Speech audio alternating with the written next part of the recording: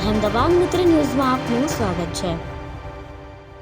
રાજકોટ શહેરમાં એક ચોંકાવનારો અજીબોગરીબ કિસ્સો સામે આવ્યો છે।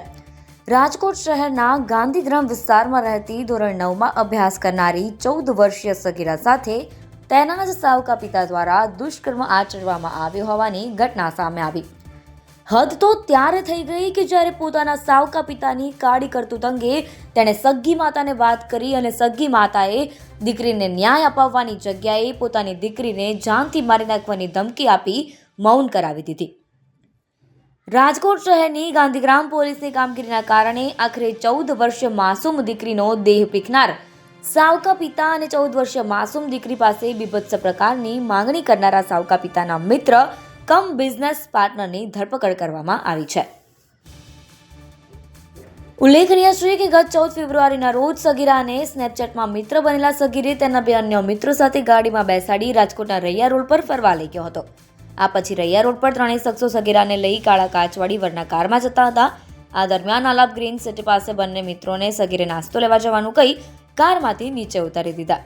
ત્યારબાદ પેટ્રોલ પંપ નજીકના ભાગે કાર લઈ જઈ સગીર આરોપીએ સગીરા પર દુષ્કર્મ આચર્યું અને આ પછી કોઈને વાત કરશે તો જાનથી મારી નાખવાની ધમકી પણ આપી, જે અંગે ફરિયાદ નોંધાવતા પોલીસે ગુનો નોંધી સગીર આરોપીઓની ધરપકડ કરી કાયદેસરની કાર્યવાહી હાથ ધરી। પોલીસ સ્ટેશનમાં ગઈ તારીખ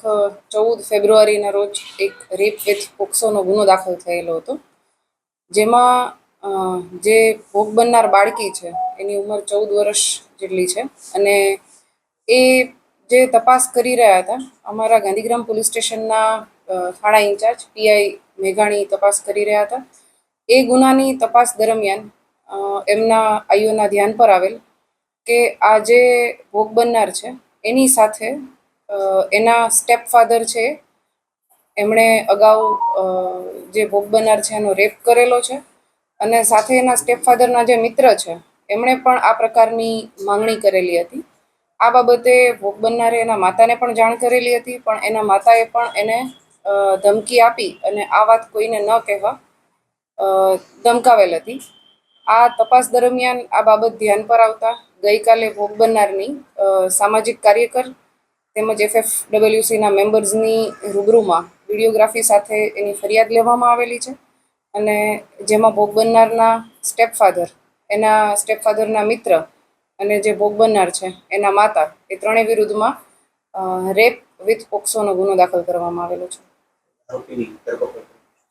આમાં જે 2 મેલ અક્યુઝડ છે એ બંનેને અરેસ્ટ કરી લીધા છે અને જે ભોગ બનનારના માતા છે એને વહેલી તકે અરેસ્ટ કરવામાં આવશે, એના માટે અમારી ટીમ કાર્યરત છે।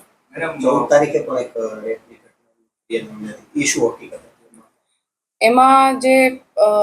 ગુનાની ભોગ બનનાર છે એને કોઈની સાથે ટેલિફોનિક સંપર્ક થયો હતો, કોઈ સોશિયલ મીડિયા દ્વારા, અને એની જે સમયે એ ભોગ બનનાર છે